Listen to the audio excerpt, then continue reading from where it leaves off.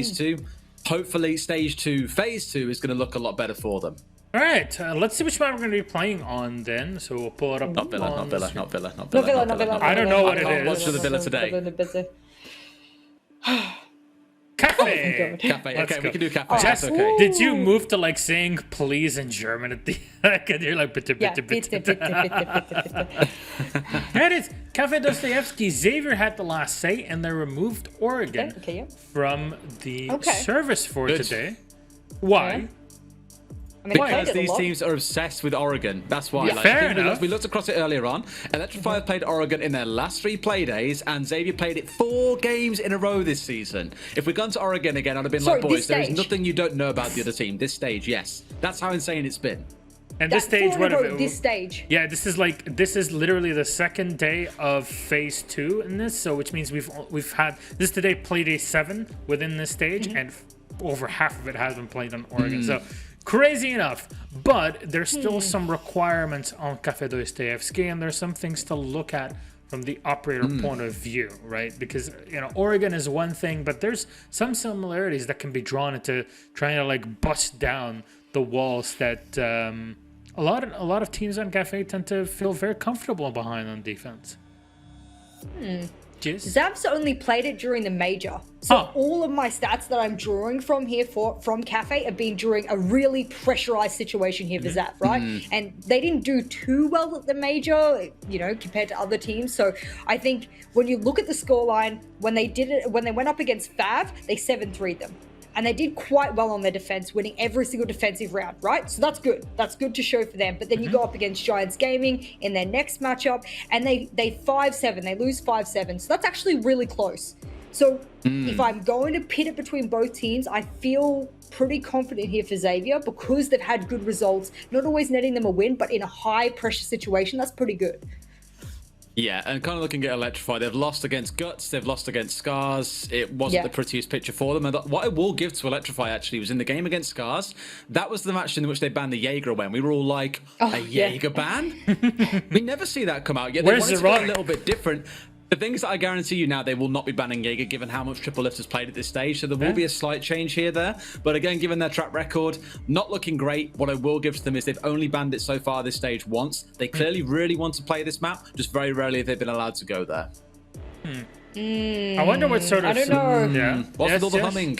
Because second numbers. I had multiple tabs off. And when you see under Electrify's name, and then there's Cafe, and there's a little formula that says 0% win rate on any time they've tried this map. I mean, that's a little heartbreaking, right? Because I want them to do well. I think they've grown as a team massively. You're going up against Xavier here today, who have shown that they could be a really dominant team when they put their mind to it, and it works against them. So I think it will work against Electrify. I'm just worried. Who banned the last map there, Milosh? Who gets to choose what side they ban on? Xavier banned. Yeah. Okay, so at least Electrify will get a little bit of reprieve, possibly starting on defense. Maybe that will work for them. But if they lose a lot of those defensive rounds, maybe that bodes not too well. I don't know. All right, well, desperate times call for desperate measures. Are these two teams map dependent? That's the question, Des. Yes. Yeah. Well, the way it's shaping up on this one, yes, absolutely. I think I don't want to be so cruel as to go against Electrify and say they're map dependent as such, because I think as long as you stick them on a map where they, and I guess this kind of actually answers the question as yes, as long as you give them a map where they can play their own game, where Triple Lift can go and be nice and sneaky, hiding in a corner somewhere and then have an impact, that's where they'll shine. If you go to a smaller map like, I don't know, a coastline or maybe a consulate, I don't think they'll do as well there. But these larger maps that really enable them to go and use the map, that's when they look more comfortable. Stop humming at me.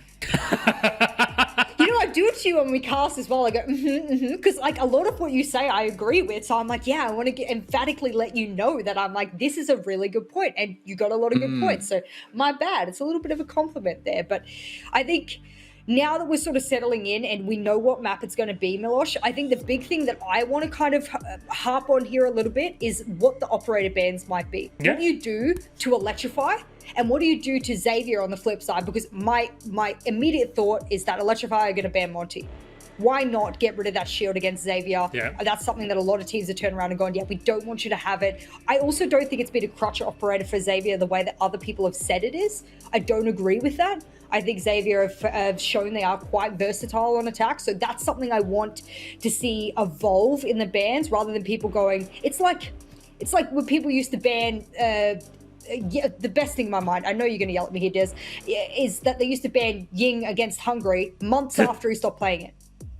Let's be honest. That's fair enough. And he stopped playing it. So I don't want to see people fall into that trap. So do you just ban Ace in this one and just call it, call it done, and then you're set to go play however you used to normally? Yes. We had a good chat around this in the last map, didn't we, with the whole Ace piece? We did. Go ahead, Des. Yeah. No, you don't just ban Ace and go for it. No, I don't think so. Like, Malusi's changed the game enough as well that you've got to give some respect to that. Do you ban Malusi as well? Sure, some teams have been. It's too big of a map for Malusi. I think Cafe is too big for Malusi to have a big impact the same way it does in Oregon. No, a lot of people I disagree with me. A lot of people disagree with me. I would. But the rooms are so big that the area of effect that a Banshee has does not reduce. But Jess, every single entry into a site itself or a key room is generally by a single doorway. They're all very tight entry points. You stick a Malusi in there. Think about bar inside a cigar. In fact, even under the skylight, we've seen some teams going for it.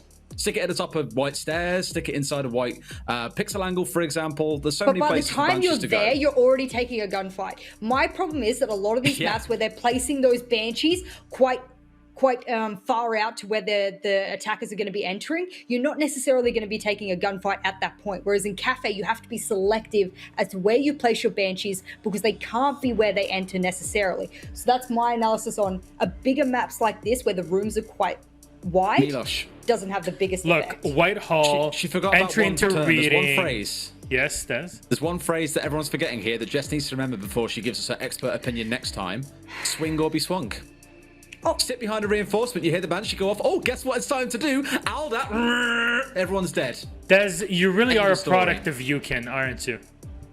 Oh, he really is. Thank you. Thank you. Although we don't really know what Maestro is in Yukin. We're just used to people jumping out windows and playing things that can run really fast.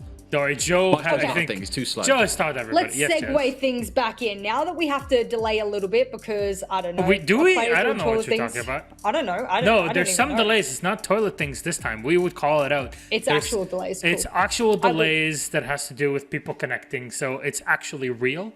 It's real. Pain. Yeah. Why does it hurt so much? This is what it means. I think if we look at historically the bans, and I do want to bring it back to the bans a little bit, we had a bit of an argument about Malusi there, which is fair enough. A lot of people are wondering whether she is overpowered or not. I think on smaller maps, yes, I will give you that. Xavier tend to ban Capital on this map. I don't know if that's just a comfort ban for them because they've had bad experiences holding Pixel, for example, or holding certain spots, and Capital has been a sort of thorn in their side on attack. And then defensively, they've banned Echo once and Wamai once. So imagine they get rid of the Wamai. Let's say they get rid of the Wamai and they say, because we're getting rid of the Wamai, we also want to get rid of the Capital. Then what does Electrify respond with? Okay, well, they can't get rid of the Jaeger as well, as we've seen them do before, because that's ridiculous. They won't, no. And then maybe they chuck a Monty in the swing. I mean, what's Electrify done before? They've done Thatcher pretty much exclusively, yeah. Okay, and then on defense, their bans have been Jaeger, Mirror, and Goyo. So there's a lot to pick out from those particular defensive bans, I think. Goyo usually goes away. It depends on which set you're going to see mostly, right? Is it going to be reading? Yeah. And in which case you would remove the Goyo. It really depends on the more preferred sites. Reading is the most played by Electrify by far out of all the sites. Then the second site for them is top floor, so they do prefer reading. You are right, but that top floor hold can be done in multiple different ways. Yeah. My worry is that Echo's auto banned, and then someone somehow throws into the mix of Maestro banned. That's my big fear, is because Maestro and those evil eyes have a huge effect on Cafe, even more than Malusi. People will disagree with me, but I think Maestro has an even bigger effect with Pink 2.0. With Pink 2.0, I completely agree with you. I think it's the most important here. So if they do ban it, whoever starts defense, they're on the back foot. Okay, we're waiting for it. I know we're all the time because we're trying to make sure that the players, everybody's in. It's the really polite way of saying I disagree with Jess, but here we are. I'll challenge with my 1.06 KD. Don't you worry. Well, she has a higher KD than you, and which means she'd mate. She'd destroy me in the gym and in Siege, so it's not a problem. Yeah, we'll have to take you guys. I know where I stand in this relationship. Don't worry. I cannot wait for us to all go to the gym together once everybody hits up in Paris. Yes, let's go. It's gonna be amazing. I want to see Hap at the gym. That'll be amazing to watch, honestly. This is when he just turns up, rips his shirt off, and he's shredded in a vest top, like a white vest top, and he's there like, "Let's go, bro, let's curl." Ugh. That's what he do. And he's pulling up like the 15 kilograms per arm. And I'm like, Oh my god. Our normally relaxed, calm statistician Hat turns out he's absolutely shredded under all those clothes. Go It's figure. not the only numbers he curls, I think, so we'll have to see when we get to the gym. I'm sorry. No, Jess. I'm all with it. I'm all with it. Can we appreciate this slight derailment? But Jess, what was your old podcast called? Prep Phase? Yes, the prep phase, yep. Yeah, Which so I should Milos, totally can you bring back introduce... up. Hang on a sec. Can you reintroduce this, Milos, as the new and improved Prep Phase, please? Because this is what this has turned into now. It's a great podcast around our lives. To be completely honest, it's completely fine to have this just because, I mean, delaying and everything, we can only be expected to cover for so long. But there's a certain point where I know Jess obviously is working all the time. We're working 5 days a week and all of that. It's difficult to get more content out of there. So, you know what? We're going to have to say hello to Hap, actually. I don't know if we can bring up like multiple people here instead of replacing ones. Because Hap wants to talk about Buchholz. Can we just put him in the middle of the screen down the bottom? Kind of Can just we like just PIP like the him tiniest little camera? Yeah, If just like we could get him in the middle of the screen in the center, it would be hilarious. Yeah, so I'm sure production's sitting there going, please guys, stop. We Honestly. can't do all these things. Guys, what are you doing to us? okay, well we can You know replace what? someone. I'm subbing out. I'm tagging Okay. myself out. Here you Pull go. Jess out. Oh, Thank you. yeah, let's 2, go. 1, tag out. And now I got to disappear, and Hap's got to take my place. Surely production Okay. can. Get out. He did it! Let's go! He did it! Wow, this is Steinhappers. such an upgrade and an improvement. I'm so happy. Hey Des, how are you doing? Are you How happy? doing? Mate, how are you? I'm doing good as well, you know, finally Can we relieved. just talk about what it's like? So can you tell me how happy it was when you no longer had to cast with Jess? Because I'm looking forward to that day. I'm joking, Jess. I love She's you. right That's such there. a First low I thought she blow. betrayed me, but then I got fluked back, you know, so it's like... That is definitely an basically a upgrade. Don't worry win-win about in the that. end. Yeah. Hap, yeah. you wanted to talk Yes. about Buchholz. Well, I offered to talk about Buchholz to So there you go. basically save you guys from this suffering that you're in. What do you want to know? Just tell me. What do you want to know? So do I need to Tell me what do who, I need to tell me break who down? can't make it anymore. Who's most definitely out at this point? Is it Yeah, just to us? major. Though out of the To 12 the teams. major. Yeah, top 6 I mean, to make the it to major, major. no one is really out. Well, Scars now is out. Electrify, if they lose this, they will be out as well. Let's just say Norengo losing is not going to help them either, because you need to be in the top 6 and you need to have a 3-win to actually make that happen. Of course, there's still 3 more matches to come up, so theoretically they could still make it if, well, Giants, Cloud9, Cyclops, Fav, and Xavier all mess up real badly in the next 3 play days. But you can say that's probably not going to happen. So probably those 3 are out. So what's the Norengo, relegation Electrify, and Scars. situation? Yeah, that's the relegation situation. You know That's that. what I'm interested in. Yeah, so just for people that don't know, 12 teams play in APAC North. 8, the top 8 stay, and then the bottom 4 out. Who's safe and who is not? Who's got to fight? I am And opening up my Excel sheet as we speak. he especially literally for has you. a sheet where he calculates the program out of 150,000 potential No, matches. that's the EU. This is different. This is all by hand. This is all by hand. He calculates by hand 700 million different potential games. Hap is just a So- numbers guy. Yeah. If I delete just this quickly, and I would quickly Oh, filter no. up Don't do that. onto- That's how the universe ends when you like delete something in a spreadsheet and just completely breaks it's everything. okay. No. I copy pasted Pain. somewhere else. So what we have right now after stage 2, and then phase 1, we have on top to bottom Giants, Cloud9, and Cyclops, who are going to the finals, and we have Q-Confirm, Norengo, and Electrify, and Scars, who are currently finding themselves in that relegation danger. So they definitely need to step it up. And they are quite close. There's only a 27-point difference between Q-Confirm and Talent, so there is some opportunity there. But after that, suddenly you're looking at an 800-point difference towards the number 7. That's huge. So what we right now have going on is Talent, Q-Confirm, Norengo, Electrify, and Scars are fighting to survive in like a 5-way battle, where the difference between Talent and Scars is 800 points. The same goes for Electrify and Talent, so you can basically count them out as well. So basically, what it comes down to is Nora, Q-Confirm, and Talon. One of those three will survive, and the rest will be, we'll be going into the relegation battle at the end of this year.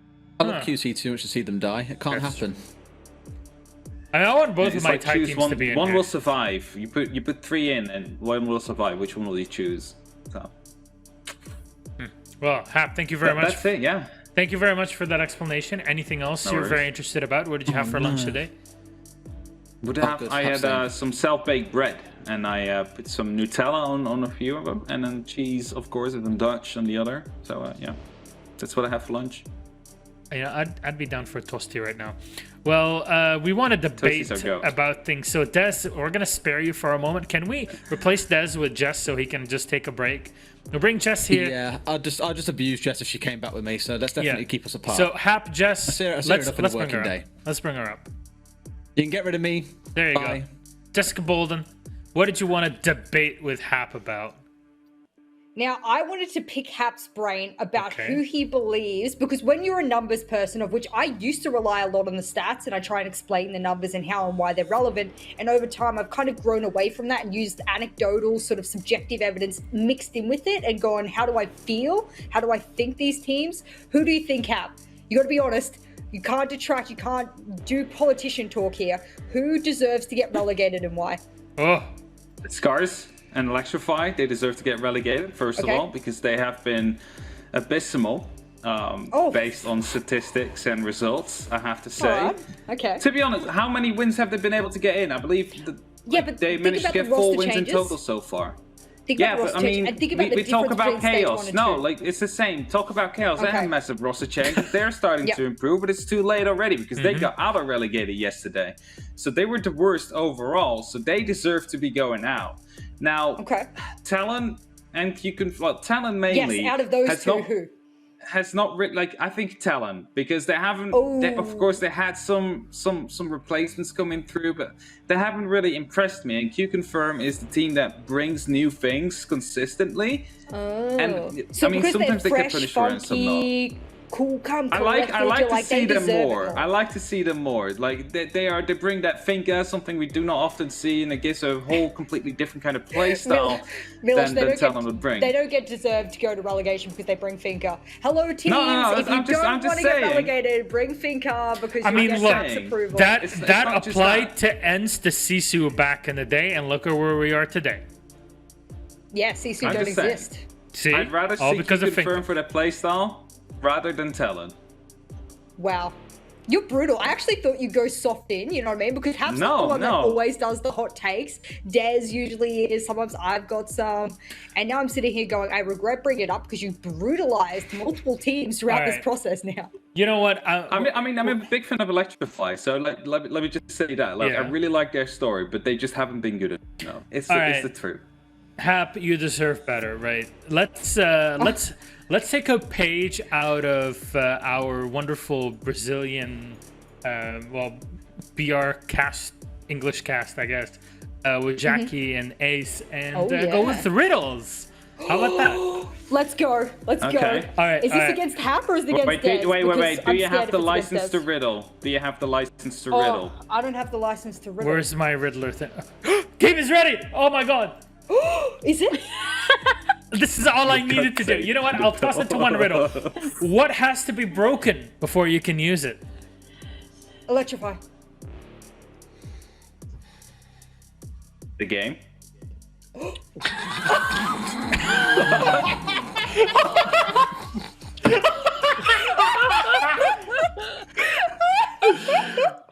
I didn't know that the camera was going to come to us right after that. It was like... It's actually savage. Oh my god. Thank you, Hap, for that beautiful throw under the bus.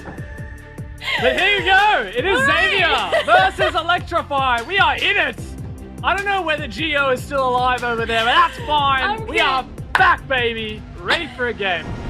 We are, and these are two teams which I believe they've played each other twice already in APAC North, so they're definitely developing some kind of a, I don't know, do you want to call it a rivalry, a friendship? It's definitely something. One of them's got to win, one of them's got to lose. Each of them have taken one respectively. Who's it going to be this time? And if you were just still thinking about Hap's lunch with his cheese on it because he's Dutch, I'll remind you about this game. Xavier, a team that we've seen reach such great heights. They came first place in the second half, the second phase of Stage 1 after dropping to 10th at the start. They're currently sitting at 4th overall, so we've seen massive heights. They've beat Giants on 2 different maps, and they've also reached such great lows. In fact, they did lose one of those matches to Electrify. Currently, the head-to-head between these teams stands at 1 apiece. This is the decider, Gio, I guess. Electrify have only managed to beat 4 teams thus far. 3 teams. Scars, Talon, and Xavier, the only teams Electrify has ever beaten. They've done it before. We'll see if they can do it again. They had a pretty good run against Cloud9 earlier on. Well, not earlier on in the week. I suppose it was last week now. In the previous Playday, but it wasn't quite enough to secure themselves a win. Now, Electrify are grasping at what they can to try and haul themselves out of the relegation position. Now, the operator bans did just come through. We have Maverick, Nomad, Wamai, and Mirror. The Maverick and Mirror specifically, to me, don't raise much of a surprise because this team like those bans. The curious thing to me about this is specific, like overall, both of these teams' most banned attacking operator is Thatcher. Now, he's left in. On top of that, these guys always ban Thatcher, both of these teams, on Cafe specifically. Wamai bans, not common for either of these teams. We've seen Xavier do it once when they played this map against Fav in the August major quarterfinals. But that's the only time either of these teams has banned Wamai. So we're getting a bit of a fresh face here in terms of the operator bans. Nomad's also not been a common ban on this map by these teams in the past. Xavier did it once against Youngblood in the Thai Operations League, but I mean, who goes through those? So we're talking about a pretty unusual operator ban phase, not in terms of how frequently these operators in general are banned, but specific to these teams. Yeah, now one of the really big conversations between these two teams, and they went through it extensively on the pre-game desk, is that Electrify are in a precarious position, and Xavier could be, I'm going to say it, the nail in the coffin, which, did you come up with a good synonym for that? The cannonball tied to the stern? I don't know. No, never mind. Alright, I'm going to take that as a no then. Anyway, the thing with Xavier, and something that's really interesting to note about them is, Electrify, is that because they really are the only team that represents the region from which they hail, there's a very big chance that even if they were relegated, they could make it straight back into APAC North. Oh, that's a nice shot.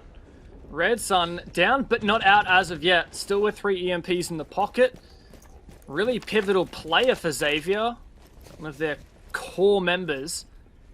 Instrumental and also a core operator that, as I mentioned, is typically banned. Now, with the Maverick taken off the board, Thatcher is your primary operator for not only removing any wall denial, but also any ADSs. And look at that, Pikachu with the first opening pick. It looks like Electrify are very much trying to take the fight to Xavier. And that's a good thing. One of the players that we've mentioned a lot is Triple Lift, who was, of course, responsible for that peak on the top floor. He's been particularly instrumental in a lot of Electrify's good gameplay, but actually Napew securing himself the first kill of the round from the side of Xavier. It's a good old bake take here for the Thai, and they've got control with half of the round done and dusted. Small bakery though, an aggressive angle held onto it by Pikachu. He's just waiting for that player to peek. Heavy hitting 416 carbine in tow. Wow, the spray through the wall very nearly found. Oh, no, never mind that. The bakery wasn't breached yet. Ed does manage to bandit trick, and I believe that's the last of the ace Selmas remaining. Napew a couple shots through, but Scatman doesn't need utility. He's got the rifle there. AK-12 does finish off Pikachu, who was in code check, and now 1 minute remaining. Xavier may have a breach, but it's not an entry hole. That said, they've got great ground, especially DCH here in code check. Yeah, Scatman's going to pick up another one as well onto Xenos. This is a significant advantage now for Xavier, but Triple Lift decides to come back to exact revenge.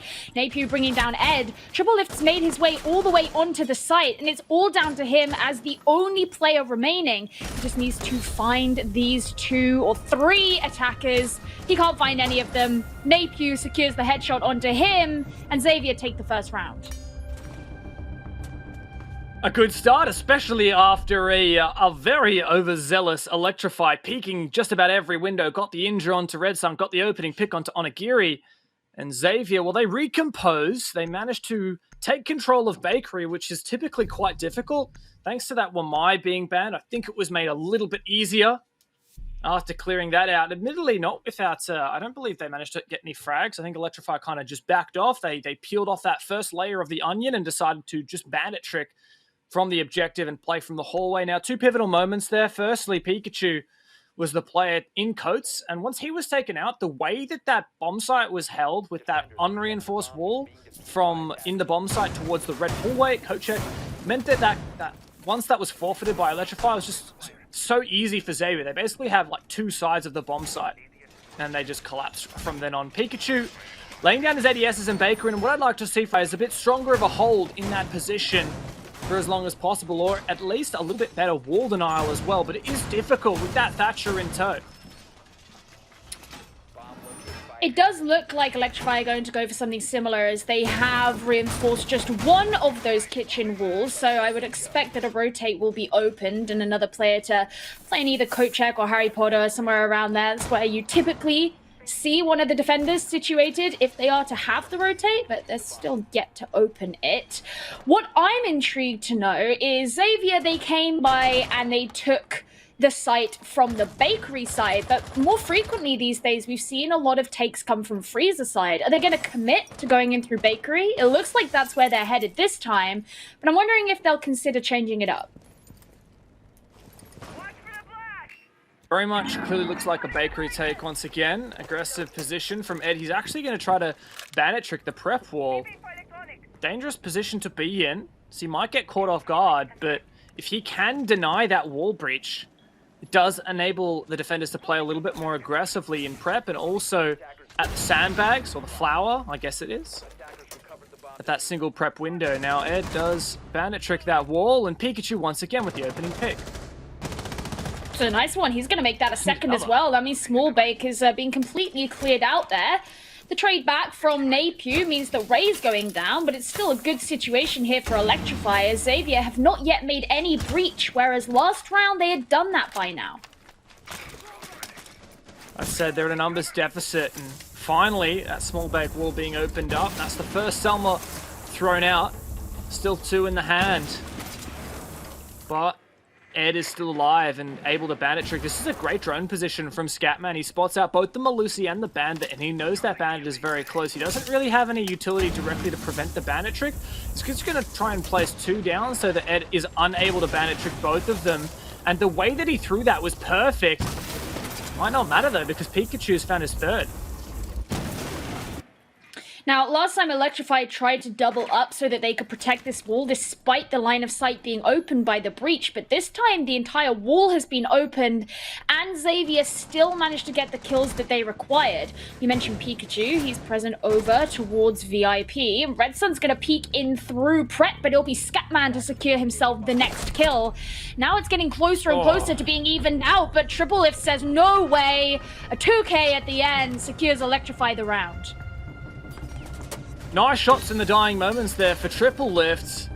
2K for him, 3 for Pikachu, and well, that was the round for Electrify. In particular, I thought that that opening 2K was going to be really impactful there from Pikachu, but Electrify, they lost their Maestro player, I believe it was. Oh, no, it was, I can't remember who it was. It was their player in Bakery itself, trying to hard hold that position. Once they lost that, it didn't seem like that was the end of the story, because they could still bandit trick the walls, but I really liked the way that Xavier, in particular Scatman, used his Selmas on the wall. If you don't know, the detonation time of the first component of the Selma, that first explosion, is quite fast, so it can be really difficult to bandit trick. Now, the EMP went out. Scatman threw two Selmas on, one on each wall, and he threw it low enough that even if only the first one exploded, they would still be able to kill the bandit crouching on the other side. So while they weren't necessarily trying to make an entry hole, they were trying to make a hole that then would prevent the defenders from continuing to bandit trick, and that was super successful. So great stuff from Xavier. They clawed it back despite that 3v5 early on. This is now Electrify's favorite bomb site on this map. They've defended the Reading and Fireplace bomb site 7 times, but when you look a bit deeper into these statistics, they've only won that twice and lost it 5 times. So despite the fact that they really like coming here, it's been somewhere that they've been taken advantage of and exploited enough times to maybe provide Xavier with some confidence that this should be a relatively easy take.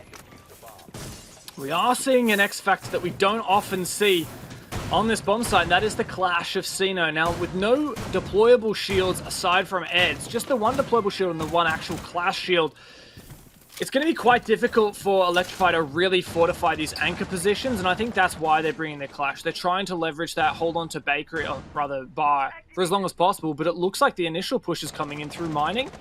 Pikachu ready to receive. 2 drones come out, takes out the first one, and he backs on out. This is very common for attackers to try and establish really early control here in mining. But even if they do so, it doesn't spell the entire round. So that's why Pikachu's not going to try and be too eager here. And you can see other members of the attackers just heading on up to the roof, because it is very important for the attack onto this site to take control of the upstairs. And that is where the Clash is going to be so vital. Maybe opening up the hatches, and that should allow Xavier to begin to make their move down onto the top floor, led by Napier. They still know that Pikachu is down here playing towards mining, so they want to be sure they're not going to get flanked.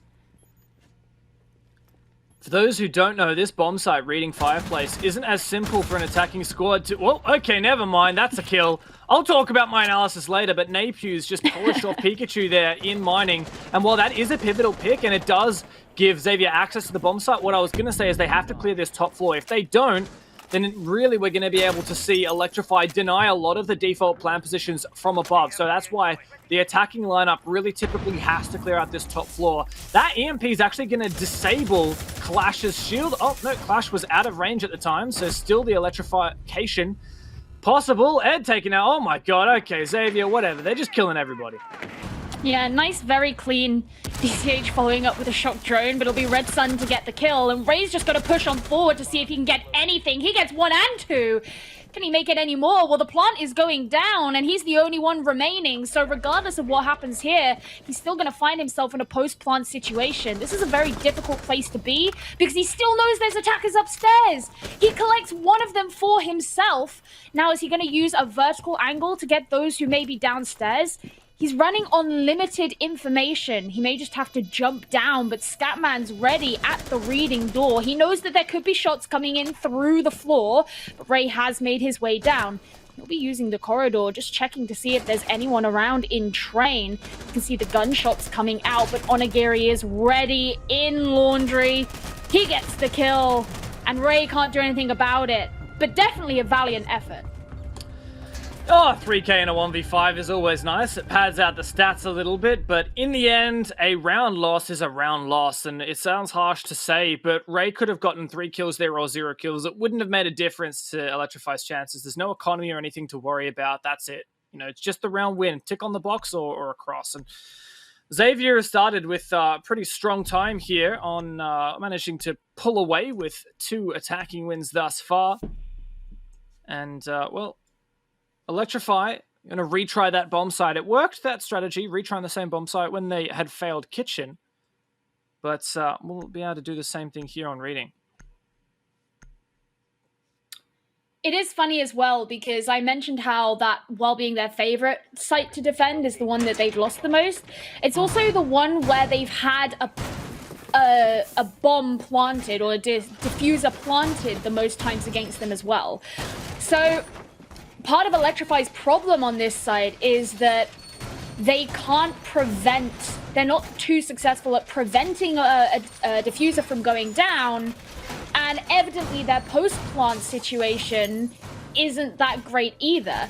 Ray did a good job in that last round, but he was so outnumbered and the odds were really working against him. Xavier had all the room in the world to set up some kind of crossfire to prevent him from moving into the site and dealing with any of those attackers. So it's really a problem that has become rather characteristic of Electrify, who look like they're going to be trying something similar this time round. It basically looks like the same hold for Electrify, and I think this Thatcher ban's definitely going to have an impact. So, I mean, there are so many options here for Xavier to take this top floor.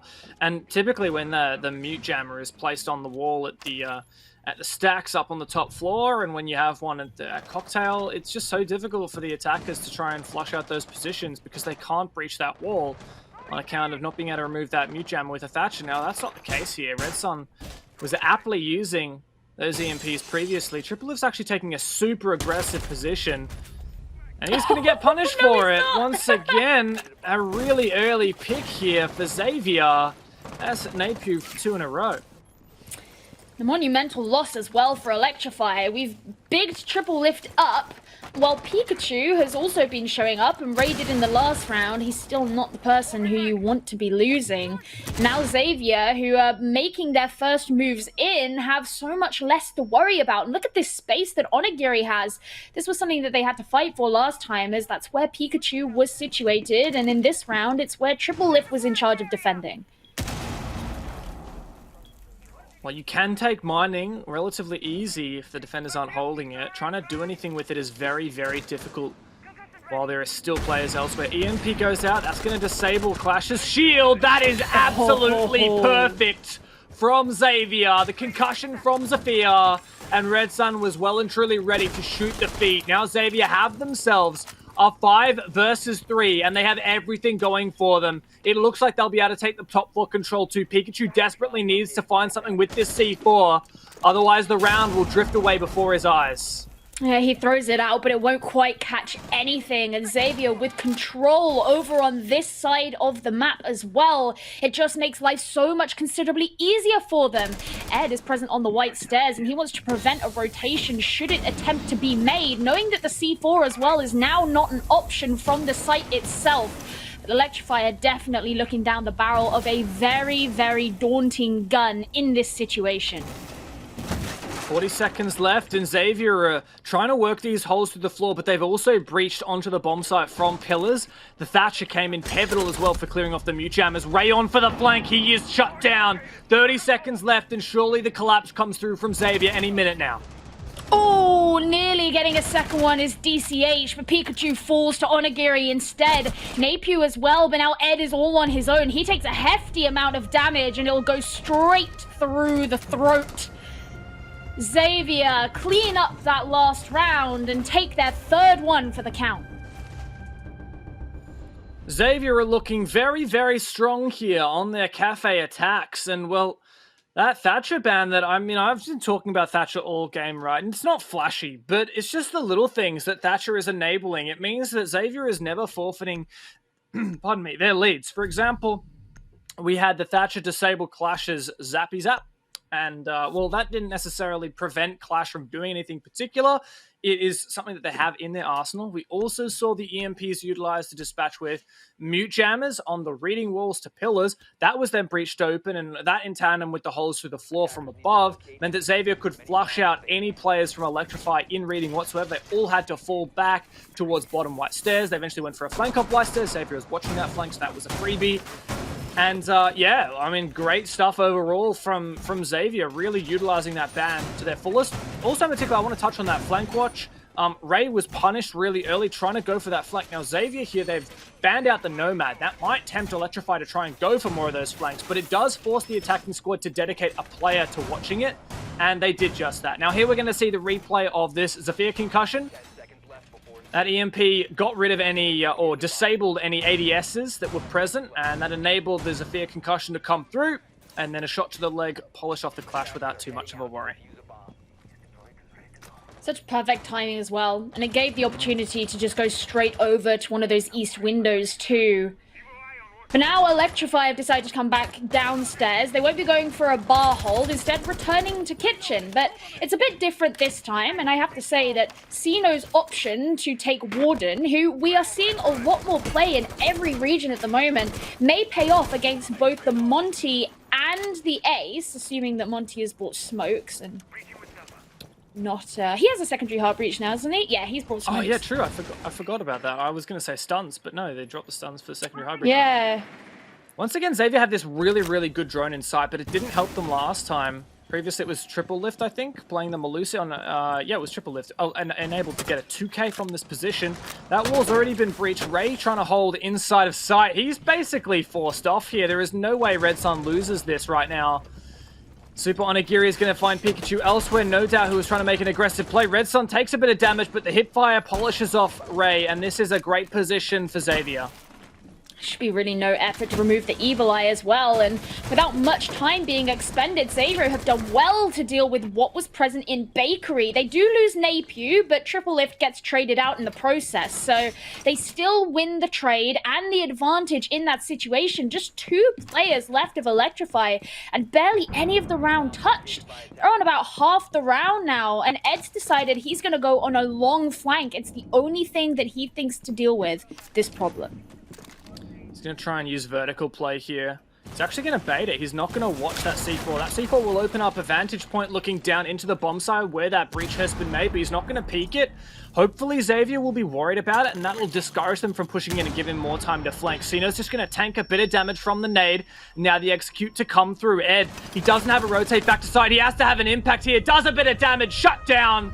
As is his teammate on the bomb site. Xavier, the perfect execute that they needed to shut down any hope at a retake from Electrify.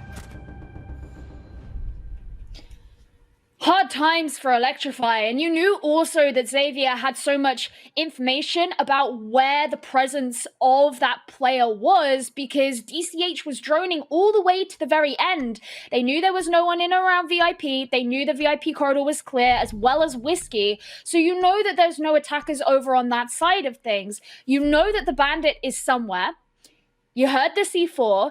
They most likely considered that it probably was a bait, especially when no gunfire came in through and Sino was directly below the hole that was made as well. You know to expect that flank. It's the only thing that they can really desperately try and go for at the end there in hopes of securing a crossfire. So it was just a very easy situation for Xavier to read at the end there, and it puts Electrify in this very difficult position where they are on what should be the advantageous side here in Cafe Dostoyevsky, and they've only taken 1 defending round.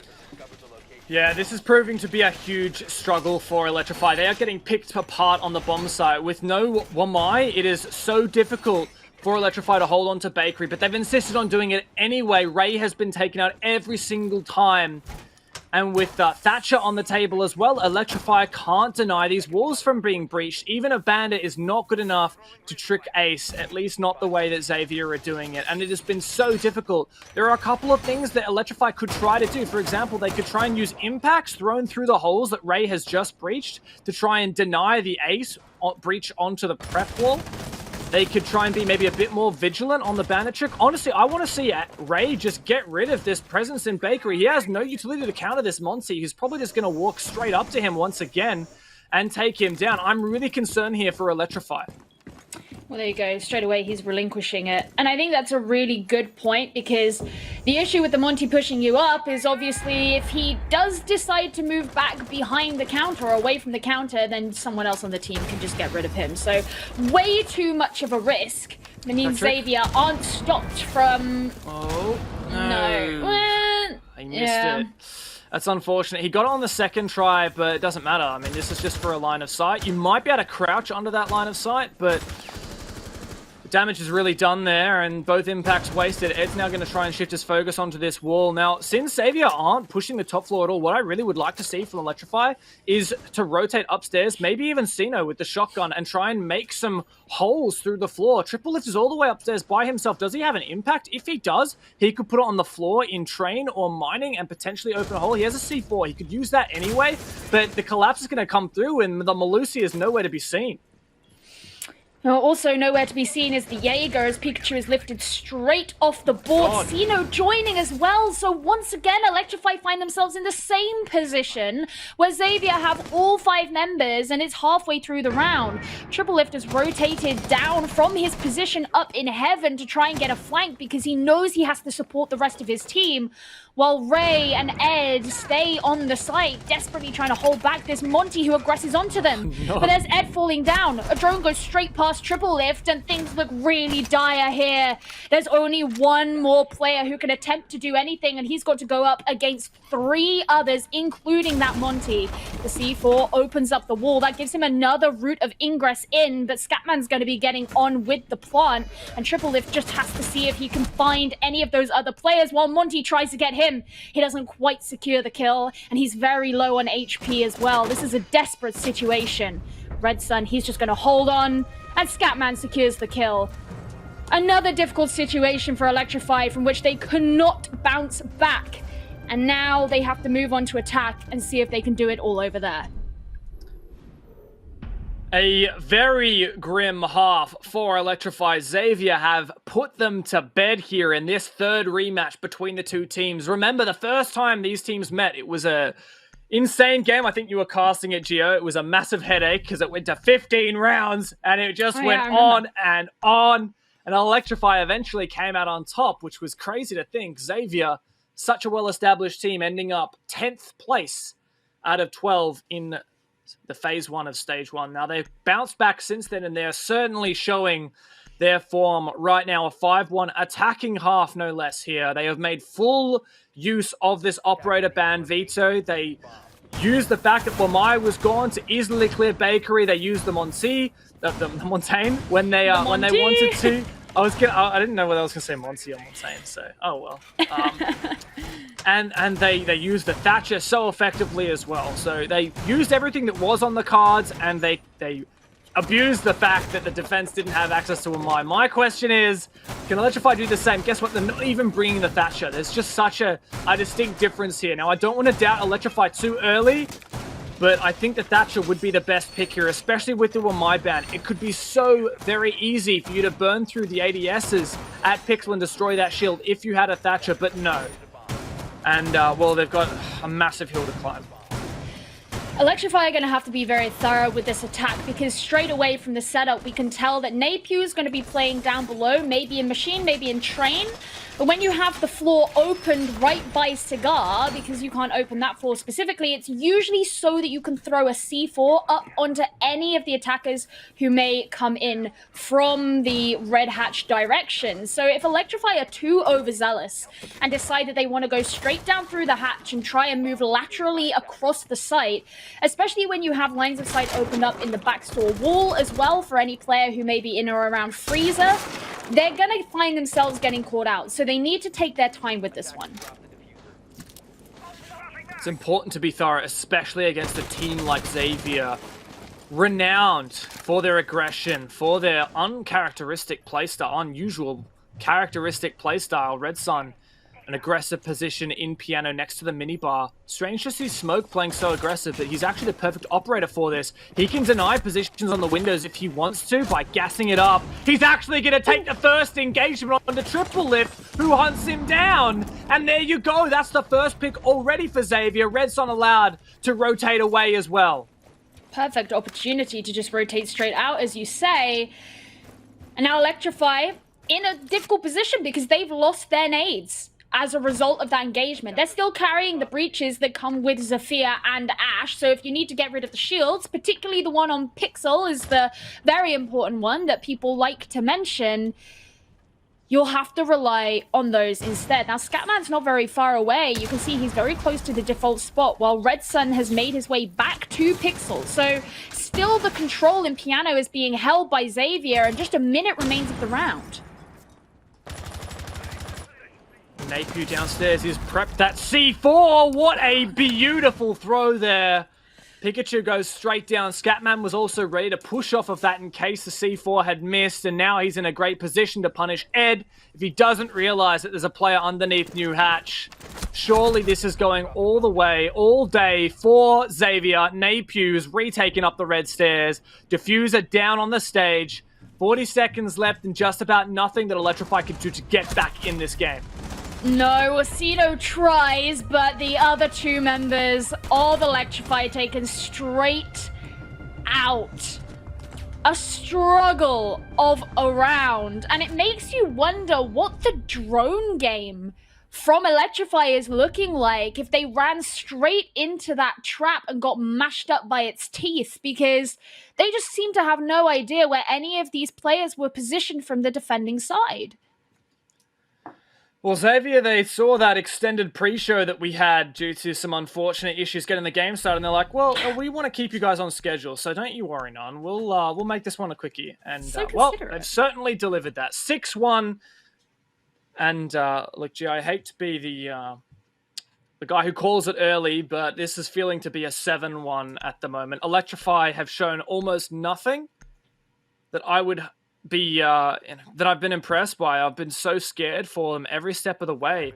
They actually 6-pick onto the Thatcher, and while that's nice and all, you're losing the Capital, which there's no counter for Capital right now with one my ban. So if you wanted to use the Capital to clear out Bakery, if Xavier intend to hold it, which they probably won't, then that would have been the perfect operator for it. But no, Electrify, they're insisting on bringing the Bok, which makes me think they're probably going to go for a map take.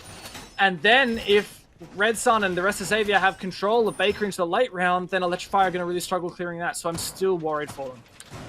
I mean, what happens if you go for a map take and you don't notice that there are Capcan booby traps littered around the map because Capcan was 6-picked onto and you're not being vigilant enough and thorough enough to remove them before you have the chance to be caught out by them? I don't know. It sounds really pessimistic, but there is just a part of me that believes that we will see a booby trap kill in this round. Yeah. I'm actually really scared here for Electrify because while they're, I assume, judging by the Bok pick, oh no. Ed's gone. See you later. And Onigiri is pretty happy with that one. The Black Ice and the Jaeger G2 outfit, that's exactly how you win those fights right there. And, well, that's a very early spawn peak that Electrify is going to have to deal with. 4v5 now. Not a good position to be in at all. And Electrify, who are droning out the top floors, so it does definitely seem like they're preparing to come in vertically. They're going to, if they make it this far, have to face the fact that, well, A, you've got a Jaeger upstairs who can eat you alive, but also you've got two operators on the board who have C4s. So you can just get shots straight from below. But Onigiri is not going to let you get that far anyway. In my mind, Electrify are playing right into Xavier's hand here, going for a map control take. They're usually bringing the Mozzie. They've banned out the Nomad. They want to have freedom in their roamers. Electrify could have just stuck the Capital and gone for a Bakery take. There's no Wamai. Anchors are the ones at a weakness right now. You have Thatcher. You could have breached the main walls. You could have bought both. But no, instead, they're insisting on banging their head against the wall that is this roam, and I don't think they're even going to be able to clear it. I think Xavier's going to be able to polish it off. Onigiri with his third. It's a 5 versus 2 for Xavier. And it looks like it's only a matter of time before Electrify fall apart. There's one pick, finally, but Triple-Lift's got to reload. It's just him and Sino to clutch up with 1:15 to go. He goes down, all on Sino now, the ace player on the support against 4. They're trying to do what they can, but this is the final round. Sino's just looking for anyone who may be in and around Brown Stairs, but there's the Black Eye. They know exactly where he's positioned. They catch him in VIP. A kill onto DCH starts things off, but it's still a tall task here for Sino, who's going to get shot by Scatman, most likely as soon as he walks in front of the breach. And it's actually Napew who gets the kill. But regardless, Xavier get the 7-1. A disappointing game for Electrify, but total domination for Xavier. Read like a book. That's what happened right there. Xavier knew exactly how to play to beat Electrify, and Electrify were always 2 steps behind, 10 steps behind, hell. They didn't know how to deal with that playstyle. Napew and Onigiri having an absolute field day. Almost a 3.0 KD there from Onigiri and a 3K at the end to polish off that game. Xavier, the tie, well, they certainly established themselves there. And, well, 2 Xavier, 1 for Electrify. The head-to-head is more firmly in the tie's favor. Look, in phase 1 of stage 1, Xavier struggled. In phase 2 of stage 1, they rose to the top. In phase 1 of stage 2, they didn't have the best time. But in phase 2 of stage 2, maybe we're starting to see their rise again. This would certainly be a good way to kick it off. It was a very quick game, but Analyst, it seems like we only just had you, but take it away. Okay. Hello? Whenever. You look beautiful. Hello? They just look so pretty. I gotta say, that's